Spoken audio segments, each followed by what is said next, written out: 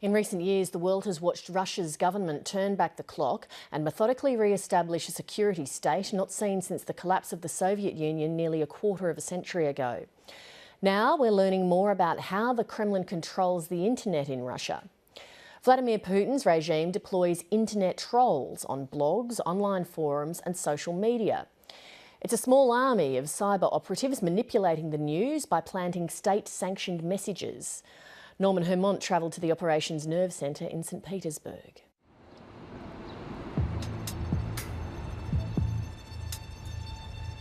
In the Russian city of St. Petersburg, it's almost 9 a.m.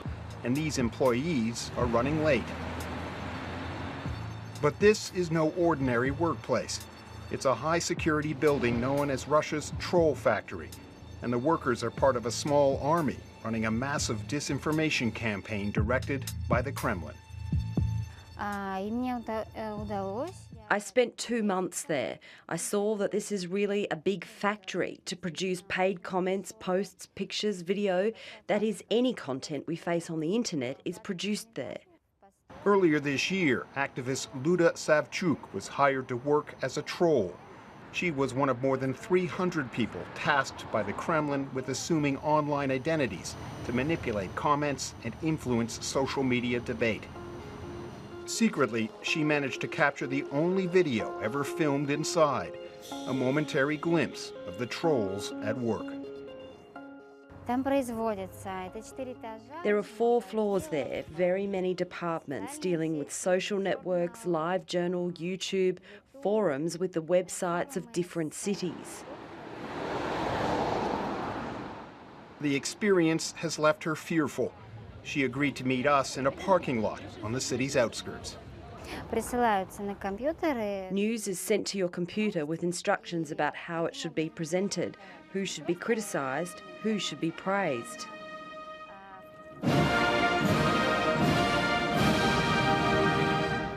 Russian President Vladimir Putin has targeted social media when one of the president's strongest critics, Boris Nemtsov, was shot dead within sight of the Kremlin in March. The Russian troll factory swung into action. On that day, they were writing that it was a provocation against the authorities, that he was killed by his own people.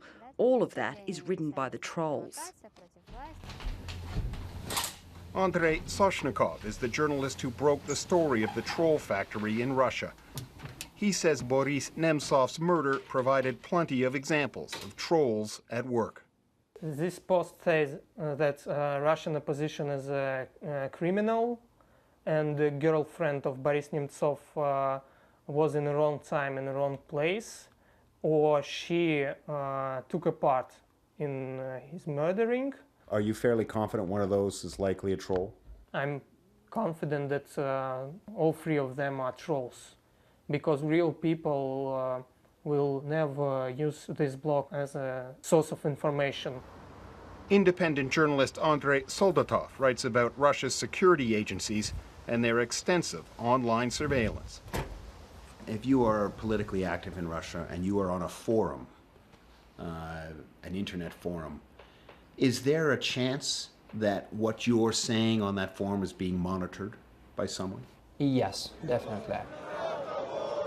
The anti-Putin protests that started 3.5 years ago shook the Kremlin. You don't need any kind of organizations to do these things. And that frightened the Kremlin in 2011. And they believe that social networks is a magic tool that if we have any kind of crisis, help people to send people in their thousands to the streets. Soldatov easily spots trolls and their mistakes. This one is a post by supporters of pro-Russian rebels in Ukraine's Donbass region.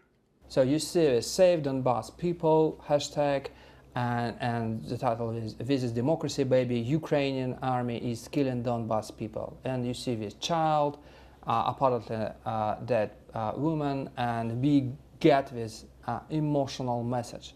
But the problem is that this picture was not produced in Donbass. Actually, it's a photograph from the Russian movie called Brest Fortress. So it's about the Second World War. When this story broke, first in St. Petersburg and then in the world press, there were reports the troll factory had moved from this building. Andrei Soshnikov says that's not the case. In fact, he says it's now bigger than ever. The official name of the troll factory is the Internet Research Agency. It's not on the building's directory. All of the companies listed in the FOIA are fake. My request to talk to anyone from the agency was denied. The secrecy makes Luda Savchuk's revelations about the work going on here all the more exceptional. I think of Luda as a hero. Here in Russia is a big atmosphere, strange atmosphere of fear, of lies, and not everybody will act as a normal citizen and patriot in this atmosphere, in this situation. She took some big risks, of course. I had serious concerns about my safety, and I still have them now, because the people who run this factory are quite serious, and journalists tell me many criminal stories about them. I did this with my eyes open.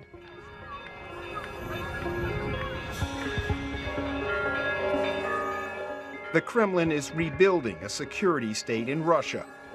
The methods used to control the internet evoke memories of the KGB, the Soviet Union's feared security service. Luda Savchuk and others are prepared to fight back and risk the consequences that come with shining the light on Russia's trolls.